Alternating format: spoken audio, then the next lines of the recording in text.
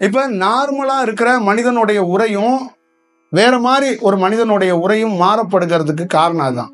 அப்ப தியானம் பண்ணுகிற ஒவ்வொரு மனிதனுக்குள்ளேயும் என்ன விதையாக விதைக்கப்படணும், என்ன நினைக்கணும்னா, அடிப்படையா இந்த சக்திக்காக தியானம் பண்றோம், இந்த சக்தி நமக்கு கிடைச்சிரும். நேற்று இந்த மாதிரி பரவசத்துல தியானத்துல இருந்தோம், இன்னைக்கு நம்ம வரல, அதே மாதிரி நமக்கு நெற்றிக்கண் திறந்துரும், நம்ம ஒரு சித்தராயிருவோம், நம்ம அதாயிருவோம், நம்ம இதாயிருவோம். அப்படியெல்லாம் அடிப்படையா நீங்க வச்சீங்கன்னா அந்த மனித தன்மையை எடுக்கிறதுக்கு காலதாமதமாயிரும், பெரிய சவாலாயிரும்.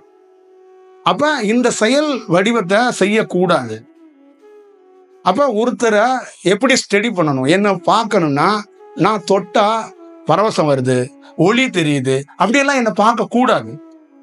ஒருத்தர் ஏன் இப்படி மாறினாரு, அந்த மாறினதுக்கு காரணம் என்ன? அப்ப மெயினா அவர் செஞ்சது என்னன்னா, பல வருடங்கள் தியானம் பண்ணி அங்க மனுஷனா அவர் கொண்டிருக்காரு, மனித பதிவேற்றத்தை கொண்டிருக்கிறார். அப்பதான் அவருக்குள்ள இந்த பிரபஞ்சத்தை பத்தியோ பிரபஞ்ச ரகசியத்தை பத்தியோ அவரால் ஆதிக்க செலுத்தி ஒரு வேலையை செய்ய முடியுது. அப்ப நம்மளுடைய தேடுதல் என்னன்னா, மனிதனை அழித்து விட்டு இறை தேடுதலுக்குள்ளேயும் நம்மளை மேம்படுத்தி கொள்றதுக்கும் இவரை மாதிரி ஒரு ஆள்கிட்ட டிஸ்கஷனும் உரையாடலும் ஃபாலோ பண்ணா சரியா இருக்கும். அப்ப இவரை நோக்கி பிரயாணம் பண்ணலாம், அப்ப இவரை நோக்கி வரலாம் அப்படிங்கிறது. இப்போ வரல, பல வெளிநாட்டுகள்ல பல நாடுகள்ல நம்மளுடைய உரையை கேட்டுட்டு ஃபாலோ பண்றாங்க. அப்ப அவங்களுக்கு நேரடியா வகுப்புல கலந்துக்கணும், ஒரு தீட்சை கிடைக்கணும்லாம் இருக்கும். ஆனா அவங்க முழுமையா தன்னை அங்க அர்ப்பணிக்கும் போதே சூட்சமத்துல தீட்சை கிடைக்கப்படுது. அப்ப அவங்களுக்குள்ளயும் எல்லாத்துக்குள்ளயும் இங்க என்ன பெரிய ப்ராப்ளம் இருக்குன்னா, ஒரு மனிதன் தன்னை ஆசைப்பட்டணும், எல்லா பேத்துக்கிட்டையும் தன்னை அறியாமே ஒரு ஆசை வந்துடுது. தியானத்துக்குள்ள ஒரு கமிட்மெண்ட் வந்துடுது. இது கிடைக்கணும், இது கிடைக்குமா, நமக்குள்ள நடக்கிறது இது என்ன. அது எந்த சூழல்லையும் எந்த மாணவர்களுக்கும் வரக்கூடாது.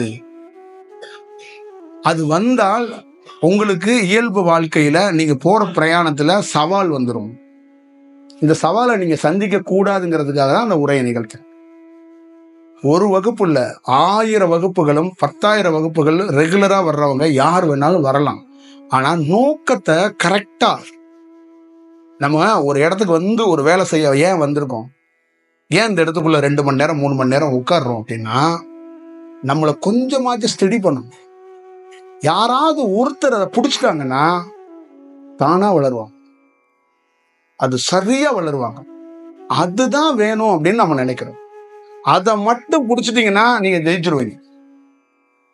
அங்க நீங்க இந்த மாதிரி வேற ரூட்ல மாறி போயிடாதீங்க அப்படிங்கிறது தான் உங்களுக்கு அந்த உரையை வந்து கொடுக்கப்பட்டிருக்கு. அதை வந்து நீங்க உணர்ந்துக்கணும். புரியுதுங்களா உங்களுக்கு? அப்ப அது ரொம்ப முக்கியம். ஒரு சராசரி மனிதராக இருக்கிறவருக்கு, அவரு மனுஷன் தானேங்க, அவரை ஏன் கும்பிடணும் அப்படின்னா நீங்க உங்களோட பதில் என்ன வரும்? உங்களுக்கு சொல்ல தெரியாது. சொன்னா கூட உங்களுக்கு தெரியாதுங்க, நீங்க நேரா வந்து பார்த்தீங்கன்னா தான் தெரியும் அப்படின்றவீங்க. அது வேறங்க, சொன்னா புரியாதுங்க அப்படிம்பாங்க.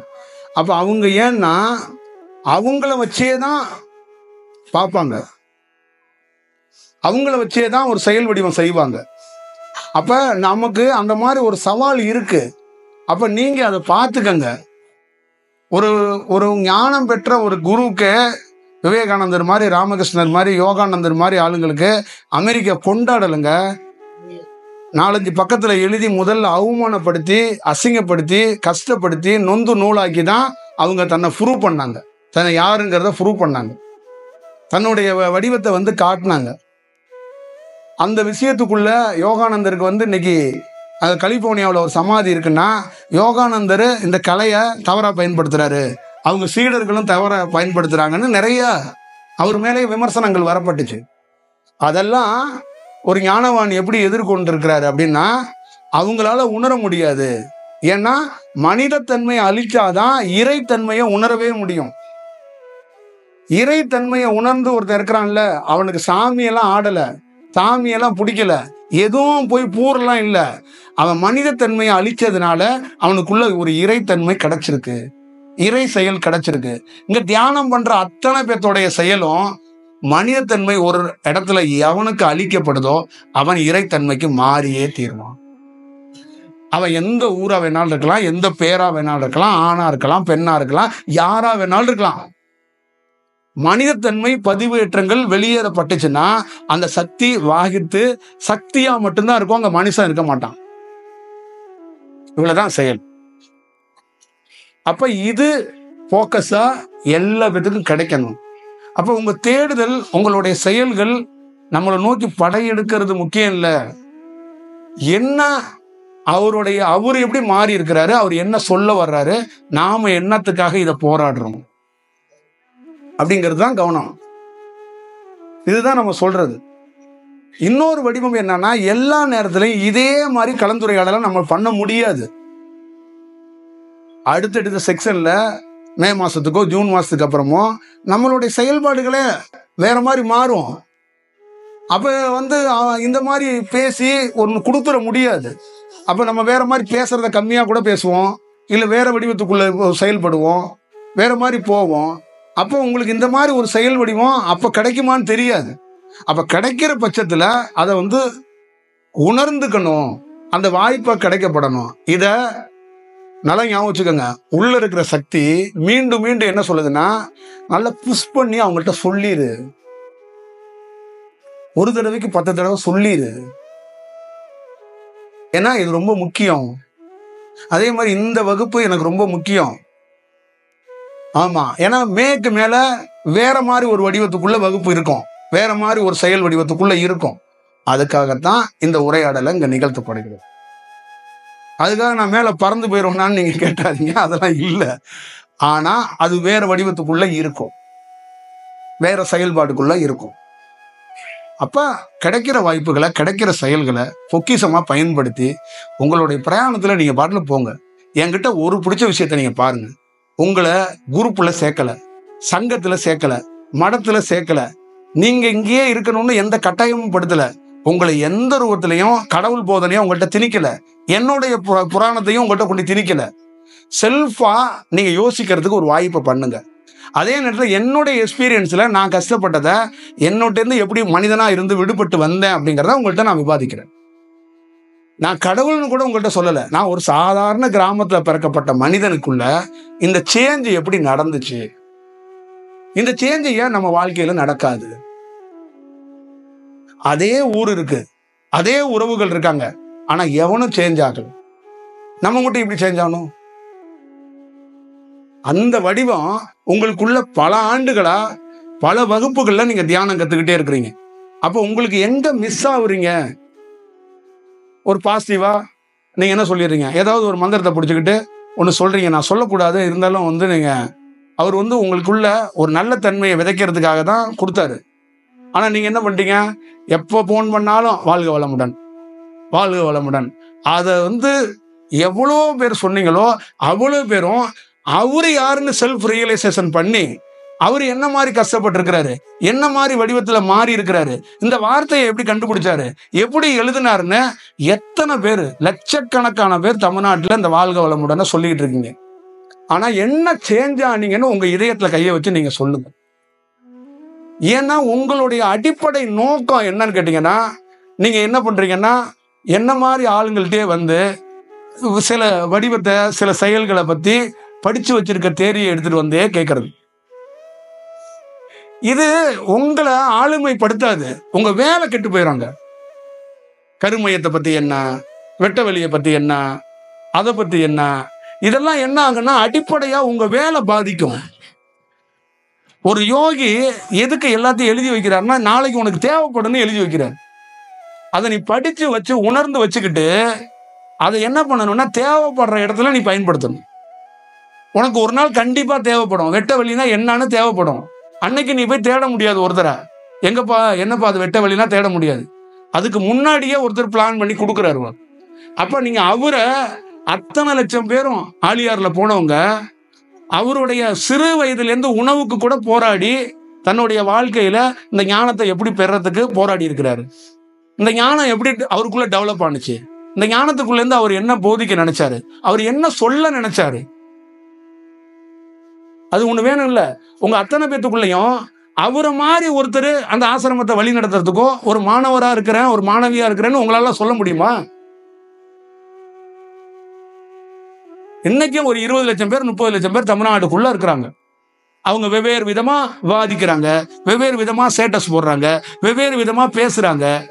அவங்க மீண்டும் எனக்கு எப்படி தெரியுமா இருக்கு, அவர் இருக்கும் போதும் கரெக்டா பர்ஃபெக்டா பாதையில போல, அவர் போனதுக்கு அப்புறமா இவங்க என்ன பண்றாங்கன்னா அந்த கதையை தான் பேசிக்கிட்டே இருக்கிறாங்க. அந்த செயல் வடிவத்துக்குள்ள எது எப்படி மாறுறது? எங்க ஞானங்கிறது சாதாரண விஷயம் இல்லைங்க. ஒரு மனுஷன் ஒரு பெண் இருக்கிறா, அவ ஒரு சாதாரண லேடிஸ், அவ எப்படி பார்வதியா மாறுவா? அது எவ்வளவு பெரிய டஃப்பான ஒரு வேலை. ஆயிரக்கணக்கான செல் உயிர் துளிகளை சக்தி வாய்ந்த பெரிய ஆற்றலை ஒரு உடலுக்குள்ள கொண்டு வந்து அதை தக்க வைக்கணும், அந்த நரம்பெல்லாம் தாங்க வைக்கணும், இந்த தோலெல்லாம் தாங்க வைக்கணும், அதை வந்து எப்பயுமே தக்க வச்சுக்கணும். அதுல உடல்ல பல்வேறுபட்ட காமமோ எந்த இச்சையோ எதுவும் வந்துடாம ட்ராக்கு மாறாம வலிமையா நிக்க வைக்கிறதுக்கு ஒரு வாய்ப்பை உருவாக்கணும். அது எவ்வளவு பெரிய ஜாப், அது எவ்வளவு பெரிய வேலை, எவ்வளவு பெரிய ஸ்டடி, எவ்வளவு பெரிய பெரிய வேலை. அத எந்த குரு கிட்டையுமே உணர மாட்டாங்க. தியானம் பண்ணிக்கிட்டே இருக்கிறாங்க, வேலை செஞ்சுக்கிட்டே இருக்கிறாங்க. ஆனா அந்த புரிதல் வந்து ஒரு நாள் மனித செயல்ல இருந்து நான் அழித்து இறைவனாக மாறுவேன் அப்படிங்கிற அந்த ஒரு உன்னதமான அந்த வார்த்தையை பிடிச்சிட்டா அந்த குருவோட ஸ்டடி, அந்த குருவா மாறினதுக்கு ஏன் குருவா மாறினார்? என்ன ஒரு பிரைவேட் கம்பெனி என்னை வந்து முன்னிறுத்தி அவங்க வந்து என்னை வந்து உருவாக்கி கொண்டாந்து வச்சிருக்காங்களா? இல்ல யாராவது ஒருத்தர் எனக்கு ஸ்பான்சர் பண்ணி நீங்க இப்படி எல்லாம் பேசுங்க, இந்த புத்தகத்தெல்லாம் படிச்சுட்டு மக்கள்கிட்ட சொல்லுங்க அப்படி வந்திருக்கோமா? அப்ப நேச்சர்ல ஒருத்தர் எப்படி இப்படி மாறி இருக்காருன்னா அவரை முதல்ல உள்வாங்கணும். அவருக்கு எப்படி இந்த மாற்றம் நடந்துச்சு? அப்ப அங்க ரெடி பண்ணிட்டு அவர் கொடுக்குற தியானம் என்ன, அந்த மந்திரம் என்ன? அப்ப மனித செயல்ல இருந்து விடுபட்டாதான் இறைத்தன்மையை அடைய முடியும். அப்ப மனித செயல்ல இருந்து எப்ப விடுபடுவோங்கிறதே உத்தரவாதம் கிடையாது. அப்ப பல நாள் போராடி அதை அழிக்கணும். அந்த பதிவை அழிக்கிறதா முதல் நோக்கமா வச்சிருக்கிறான். அப்ப அந்த மனித பதிவுக்குள்ள எல்லாமே வந்துருது. உன்னுடைய கரும வினை, உன்னுடைய காலம், உன்னுடைய முப்பிறப்பு, உன்னுடைய செயல் வடிவம், உன்னுடைய கழிவு, இந்த உடலை பலப்படுத்துறது எல்லாம் வந்துருதுங்க. அதுக்குள்ள உன்னுடைய இந்த வாழ்க்கையையும் நீ ஃபுல்ஃபில் பண்ணிடுற. 2 குழந்தைக்கு தாயா, நீ ஒரு செயல் வடிவம், இந்த வாழ்க்கையே நீ வாழ்ந்து முடிச்சிடுற. அப்ப இது தெளிவா இருந்தா நீங்க வாழ்க்கையில மிஸ் ஆக மாட்டீங்க. இல்லைன்னா நீங்க கண்டிப்பா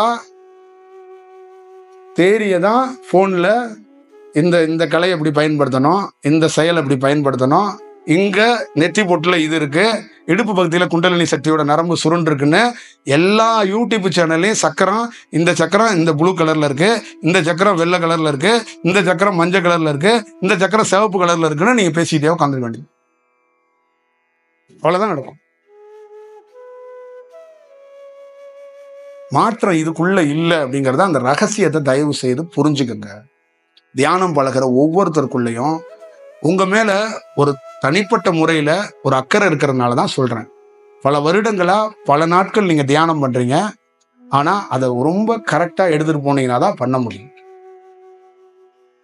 எனக்கு ஏனோ தானோன்னு ஒண்ணு கொடுத்துட்டு போகணுங்கிறது எனக்கு ஒன்றும் அவசியம் இல்லை. முடிந்த அளவுக்கு அதை எப்படியாவது செலுத்தி விட்டுறணும்னு தான் பார்க்கும். நீ அதை பார்த்துக்க. அவ்வளவுதான் நான் சொல்ல வேண்டியது சொல்லிட்டேன்.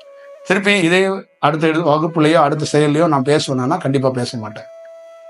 இதுதான் என்னுடைய புரிதல், என்னுடைய நோக்கம். அப்ப எனக்குள்ள அவங்க அத்தனை பேத்துக்கும் ரொம்ப முக்கியமானது என்னன்னு கேட்டீங்கன்னா, லைஃப்ல மறக்க முடியாத செயல். ஒரு நாள் நான் வேற வடிவத்துக்குள்ள இருக்கும்போது நீயே நினைச்சாலும் என்கிட்ட வேற மாதிரி ஒரு கலந்துரையாடலாம் உன்னால பண்ண முடியாது. நீயே நினைச்சாலும் சில டயத்துல என்னை சந்திக்க முடியாது. அந்த மாதிரி ஒரு சூழலுக்கு கூட நான் மாறுவேன். நான் வேற வடிவத்துக்குள்ள போயிருவேன். அதெல்லாம் நீ உணரணும், தெரிஞ்சுக்கணும். சில இடங்கள் உனக்கு ஒரு வாய்ப்பு கிடைக்கும் போது அந்த வாய்ப்பை முழுமையா பயன்படுத்து, முழுமையா தக்க வச்சுக்க, நல்ல செயலை பண்ணு. வா, நாளைக்கு இந்த காலத்துல ஒரு நல்ல குரு பரம்பரையிலேருந்து நல்ல மாணவர்கள் உருவாகியிருக்காங்கிறத ஒரு செயலா செய். ஒரே ஒரு மாணவன் அந்த பகுதியே மாத்தி விடுவான். அவ்வளவுதான். எனக்கு ஆளு தேவையில்லை. ஒரு மாற்றத்தை தனக்குள்ளே. ஏன்னா அந்த பிறப்புல இருந்து விடுபடுறது ரொம்ப கடினங்க. இந்த இடமே பிறப்புல இருந்து விடுபடுற இடம், யாருக்கும் தெரியாது. பிறப்புல இருந்து விடுபடுற இடம் இந்த இடம். இந்த கிளாஸை வச்சே தீரணும்னு என்னை அமாவாசையில கட்டாயப்படுத்தி இங்க வைக்க வச்சாங்க. ஏன்னா பிறப்புல இருந்து விடுபடுற ஒரு இடம் இந்த இடம். அப்ப ஒரு ரகசியம் இந்த இடத்துக்குள்ள இருக்கு. அதுதான். அதனாலதான் நம்ம இங்க உட்காரோம்.